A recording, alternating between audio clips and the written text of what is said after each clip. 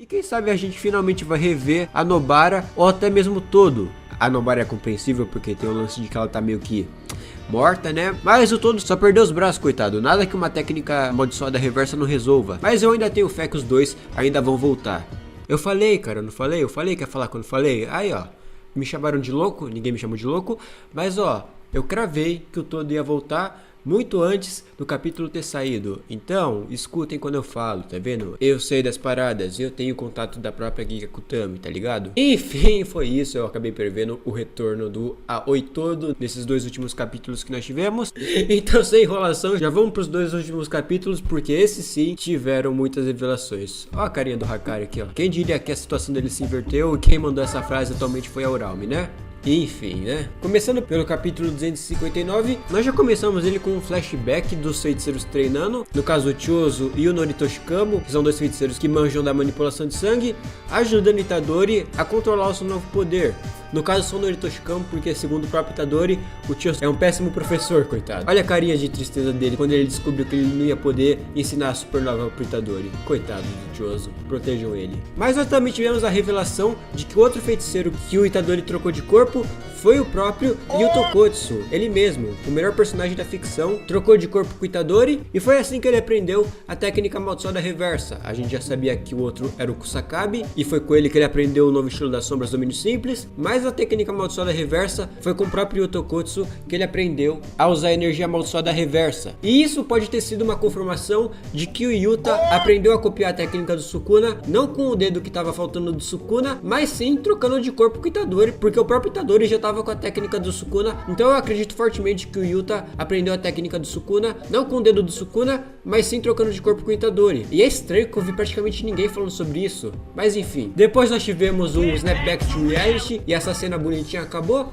E o que nós tivemos foi só a pura destruição da flecha de fogo do Sukuna. Inclusive, olha esse paralelo do Sukuna arremessando a flecha de fogo com o Satoru Gojo arremessando o Hollow Purple. E já é o segundo paralelo que a obra faz entre Sukuna e Satoru Gojo. Já não bastava o Sukuna expandir o domínio dele usando o Mudra de Indra, que é justamente o próprio Mudra que o Satoru Gojo usa para expandir o domínio dele. Agora nós tivemos o Sukuna arremessando a flecha de fogo do mesmo jeito que o Satoru Gojo arremessa o vazio roxo. E já não bastava esses dois paralelos, nós também tivemos a Uralme mandando um "nós vencemos", igualzinho o Satoru Gojo mandou antes dele enfrentar o Sukuna. Ou seja, a derrota da Uralme e do Sukuna tá mais perto do que parece. Mas enfim, nós tivemos também outra confirmação de outra teoria, que era basicamente a teoria de que as técnicas do Sukuna são baseadas no preparo de alimento, porque segundo o narrador, o Sukuna impôs um voto a si mesmo que ele só poderia usar a flecha de fogo contra mais de uma pessoa após a expansão de domínio dele ter passado, porque todo mundo já estaria fatiado, aí só faltava justamente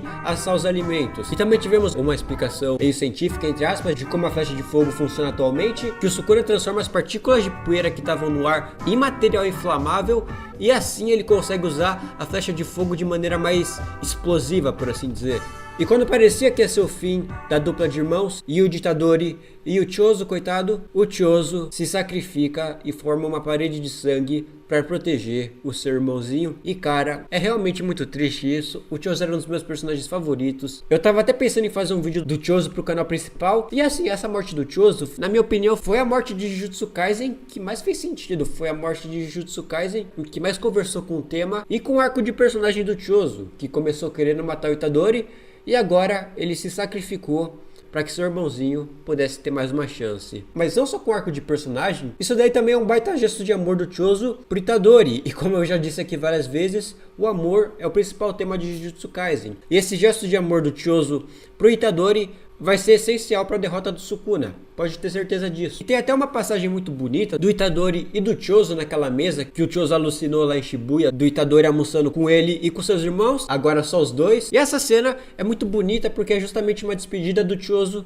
pro Itadori. Nele, o Chozo meio que se desculpa por ter sido um professor ruim pro Itadori, mas que ele fica feliz do seu irmãozinho ter superado ele, porque né, o Itadori conseguiu aprender a técnica reversa muito rápido. E o Itadori diz que apesar dele ter meio que superado o Chozo, isso daí não era de forma alguma o Itadori esquecendo do Chozo ou algo assim, e que ele sempre vai lembrar do seu irmãozinho. Aí a gente teve esse painel simplesmente lindo dos dois correndo, talvez em outro universo onde não existe essas baixarias de Sukuna e Kenjaku. onde os dois podem finalmente ser felizes como irmão. É sério, cara, protejam o Choso, ele não merece todo esse ódio, toda essa dor. O cara sofreu demais. O cara é muito fofo, o Choso não vai embora, cara, pelo amor de Deus. Enfim, depois que nós voltamos pra realidade... Ah, e também teve outra coisa. O Choso falando que ele precisa se reconciliar com a Yuki no pós-vida. E foi justamente a Yuki que ensinou pro Choso a como ser humano. E eu achei essa menção do Choso sobre a Tsukumo muito bonito. Parabéns, Choso. Você é fofo, cara. Mas voltando pra realidade, nós vemos o estado do Choso. E o cara sofreu, coitado. Ele realmente sofreu. Eu não sei se ele ficou assim por causa do defeito da flecha de fogo, que ele ficou todo queimado, ou se foi por causa que ele perdeu todo o sangue do corpo dele. Mas o estrago foi feito, e esse foi o adeus do Choso pro Itadori. E é interessante que a parede de sangue que protegeu o Itadori e o Choso da flecha se desfaz, meio que simbolicamente representando que o laço de sangue dos dois também estava desfeito agora que o Choso havia morrido. Mas se nós tivemos o adeus de um irmão do Itadori, nós também tivemos o retorno de outro irmão do Itadori, que, como eu bem gravei no meu último vídeo, sim, eu previ com exatidão o retorno de Aoi Todo. Nós tivemos o retorno do próprio Aoi Todo, que conseguiu salvar os outros feiticeiros da expansão de domínio do Sukuna, com o seu Boogie Woogie agora restaurado. E como vocês bem lembram, lá em Shibuya, o Itadori ia morrer pro Mahito. Se não fosse o Todo inspirando o Itadori a continuar a lutar, o Mahito teria matado o Itadori lá em Shibuya. Então, o Todo, mais uma vez, inspirou o nosso querido Yuji a nunca desistir e continuar lutando. E dessa vez, os dois vão pra cima do Sukuna.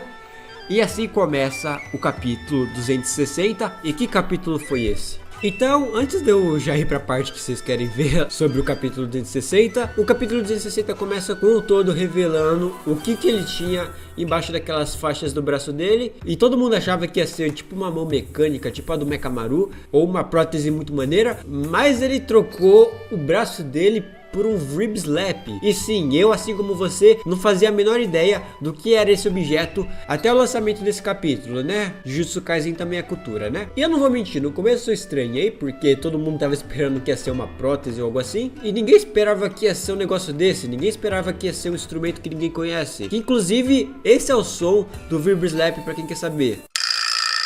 Então, quando isso daí for animado, o anime vai ter que spamar esse barulho toda vez que o Todo usar o Boogie Woogie. E como foi revelado que ele fez um voto e ele pode impor uma condição em si mesmo e ele pode usar o Boogie Woogie 50 vezes por segundo, o anime vai ter que spamar um montão de vezes esse barulho aí, que para algumas pessoas podem ser tanto quanto irritante, né? E esse capítulo foi o que todo mundo esperava de uma luta com a Aoi Todo. Foi o Itadori e o Todo trocando de lugar toda hora, e teve até alguns momentos que foram em homenagem ao anime, tipo eles tacando uma pedra para trocar de lugar, e a composição da cena parece um pouco com a do anime. Fora que a gente também teve alguns painéis muito bonitos, tipo esse daí do Todo, do Sukuna e do Itadori olhando para baixo. Inclusive, é bom destacar que a arte da Kutami nesses últimos capítulos tá muito boa. Eu tinha falado no meu primeiro vídeo analisando os capítulos de Jujutsu Kaisen que a arte estava meio consistente, e eu tenho que me retratar aqui porque a arte desses últimos capítulos estão muito lindas. É sério, compara o efeito da explosão da flecha de fogo de Shibuya com a explosão que teve no capítulo 259.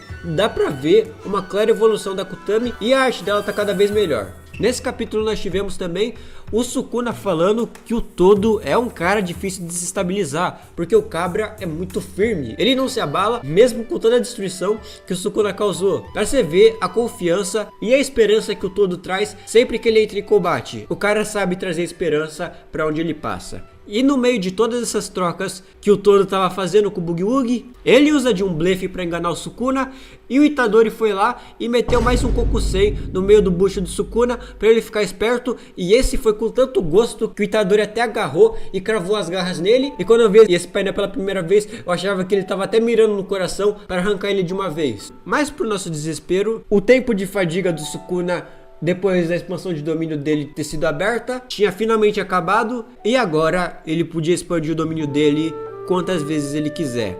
E mais uma vez ele faz um mudra relacionado a Indra, que é o mesmo mudra que o Satoru Gojo usa para expandir o domínio dele. E quando ele estava prestes a falar expansão de domínio, ele sente uma presença.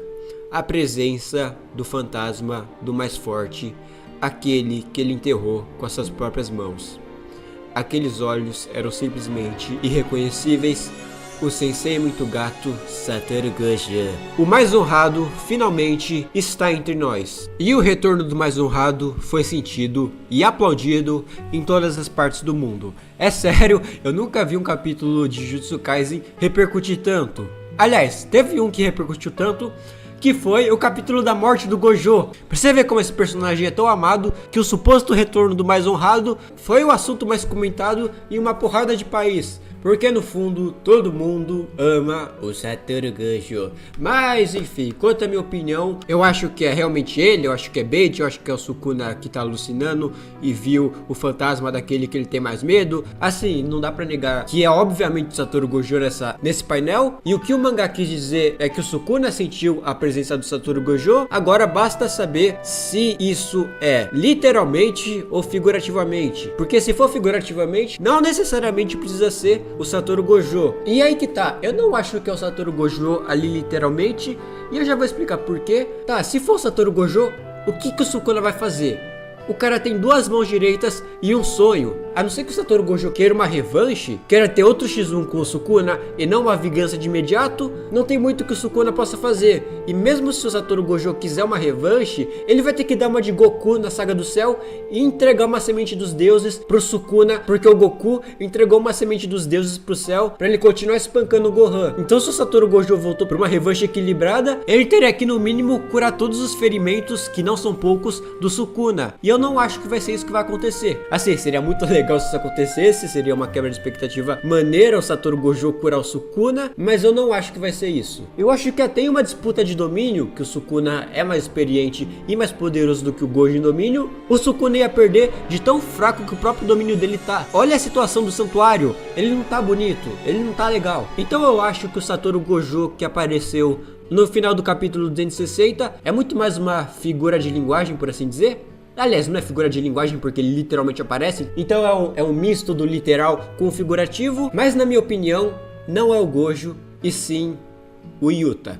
Sim, eu sei, eu sou muito fanboy do Yuta, mas eu juro que não é meu lado fanboy do Yuta falando aqui. Porque, repara como nesses 3 últimos capítulos, o Yuta foi muito mencionado. Ele foi mencionado no próprio plano do Todo, que ele devia ter uma importância, e também é deixado a entender que o Todo tava lá na batalha do Takaba contra o Kenjaku, então ele pode ter ajudado o Yuta a ter matado o Kenjaku. Nós também tivemos a revelação de que o Itadori trocou de corpo com o Yuta, e foi assim que ele aprendeu a técnica amaldiçoada reversa. Ou seja, ele tá sendo muito citado nos últimos capítulos, e eu não acho que essas citações são só citações jogadas. Eu acho que elas estão servindo como um prenúncio pro retorno do Yuta, que voltou com os 6 olhos do Gojo. E até isso dele voltar com os 6 olhos do Gojo, de acordo com o próprio narrador do capítulo 260, os olhos do Satoru Gojo são inconfundíveis. E não seria completamente jogado o Yuta voltar com os olhos do Gojo, porque tanto o Gojo quanto o Yuta são descendentes do Michizane Sugawara, então eles têm um certo nível de parentesco. Ou seja, o Yuta é o mais próximo de outro membro do clã Gojo que a gente viu na obra. Então ele é o que teria mais compatibilidade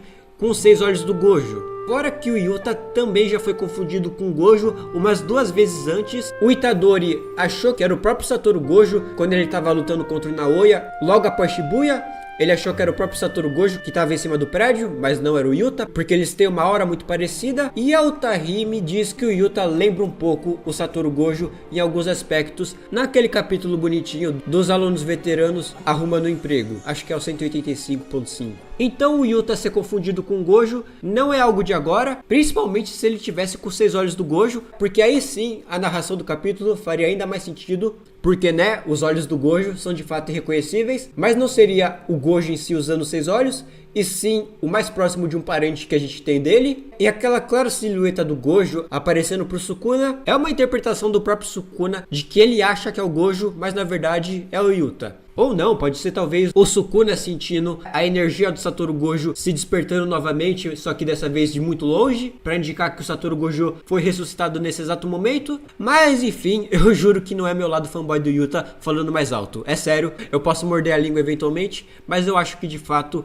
é o Yuta e não o Gojo. Ah, e tem mais uma possibilidade. Eu vi que muita gente já traçou muitos paralelos da luta do Sukuna contra o Gojo com a luta do Hisoka contra o Chrono Lucifer de Hunter x Hunter. E o pessoal acha que o Gojo voltaria do mesmo jeito que o Hisoka voltou na batalha contra o Chrollo. Aí sei lá, o Gojo voltaria com energia amaldiçoada pós-morte, muito mais poderoso. Aí ele solta o vazio branco e o vazio negro e forma o vazio Yin Yang e derrota o Sukuna e manda um "Eu sou Jujutsu Kaisen". Assim, Jujutsu Kaisen é uma obra que tem muitas inspirações em Hunter x Hunter, mas eu não acho que a luta do Chrollo contra o Hisoka teria servido de inspiração para a luta do Gojo contra o Sukuna. Mas falando em Hunter x Hunter, uma coisa que eu tenho quase certeza que vai acontecer nos próximos capítulos é que, independente de quem o Sukuna for enfrentar daqui pra frente, algo que com certeza deve acontecer é um momento meio Meruem versus Netero de, pela primeira vez, o rei sentiu medo. Eu acho que o Sukuna vai sentir medo pela primeira vez nos próximos capítulos de Jujutsu Kaisen. Mas enfim, mais uma vez, eu juro que não é meu lado fanboy do Yuta falando mais alto, mas isso a gente só vai descobrir essa semana quando a continuação desse capítulo for lançada. E é sério, eu acho que independente do resultado desse capítulo, independente se é o Gojo ali, se é outra pessoa, se é só o Sukuna alucinando, eu acho que independente de qualquer revelação desse capítulo, esse capítulo vai parar a internet do mesmo jeito que o capítulo 260 parou com o suposto retorno do Mais Honrado. Mas no mais é isso. Tchau!